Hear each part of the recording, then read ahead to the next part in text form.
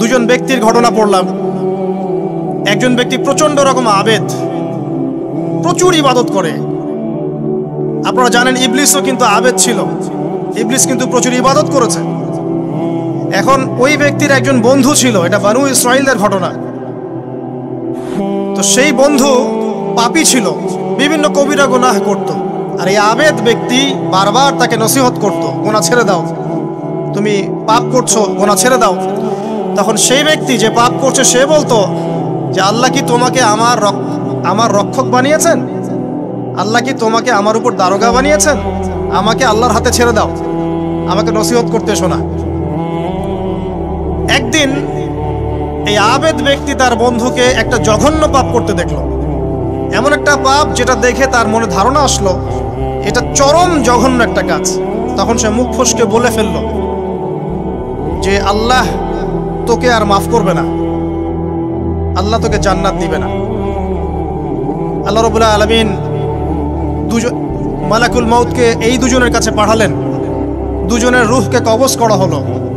এবার আল্লাহ পাক তার সামনে তাদেরকে উপস্থাপন করে বললেন যে তোমাকে আমার রহমত সম্পর্কে কে গ্যারান্টি দিয়েছে যে আমি কাউকে রহমত করব কি করব না? যাও, আমি তোমাকে জাহান্নামে পাঠালাম, ওই ব্যক্তি যে আমার রহমত প্রত্যাশা করেছে আমি তাকে জান্নাত দিয়ে দিলাম। দেখুন, এই হাদিসটা শুনলে মনে হয় বাহ্যিক হয়তো বা মুখের একটা কথার কারণেই সে জাহান্নামে চলে গেল। আসলে বিষয়টা এমন নয়। বিষয়টা আমি আপনাকে বোঝাচ্ছি। বিষয়টা হচ্ছে ইবলিসের মতো। ইবলিস কিন্তু শুধু মন থেকেই বলেনি যে খলাকতানি মিন নার ওয়া খলাকতাহু মিন তিন, আমি কেন তাকে সিজদা করব আদমকে? আদম তো মাটির তৈরি আর আমি তো আগুনের তৈরি। এটা ইবলিসের শুধু মৌখিক স্টেটমেন্ট ছিল না। কারণ কি ছিল? আবা ওয়াস্তাকবারা, সে উদ্ধত হয়েছিল, অহংকার প্রদর্শন করেছিল। ভিতর থেকে ইন্টারনালি সে অহংকারী ছিল, সে আন্ডার এস্টিমেট করে কথাটা বলেছে, শুধু মৌখিকভাবে বলে নাই। কিন্তু ঠিক এই ব্যক্তির ঘটনা এমনই, সে মন থেকে অহংকারী হয়ে উঠেছিল, যদিও বা সে আবেদ ছিল। তো এখানে আমরা যারা প্র্যাকটিসিং মুসলিম হওয়ার চেষ্টা করছি, আমাদের জন্য এখানে নিদর্শন আছে। 5 ওয়াক্ত নামাজ পড়েই ভেবে বসবেন না যে অনেক কিছু করে ফেলছে। এক চিল্লা দিয়ে মনে করে ফেলবেন না যে দিনের জন্য অনেক কিছু করে ফেলছে।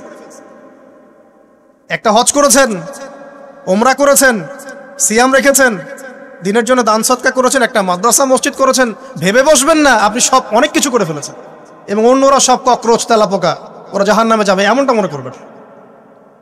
জানি না আমরা যে কার আমলের কতটুকু আল্লাহর কাছে কবুল হচ্ছে। তো এখানে এই ব্যক্তির সমস্যা ছিল এই, সে নিজের আমলটাকে অনেক ভারী মনে করছিল এবং সে স্টেটমেন্ট দিয়ে ফেললো যে তোকে আল্লাহ পাক মাফ করবে না। এই একটা কথা মন থেকে বলার কারণে তার ইহকাল পরকাল দুটা বরবাদ হয়ে গেল, সে জাহান্নামে চলে গেল।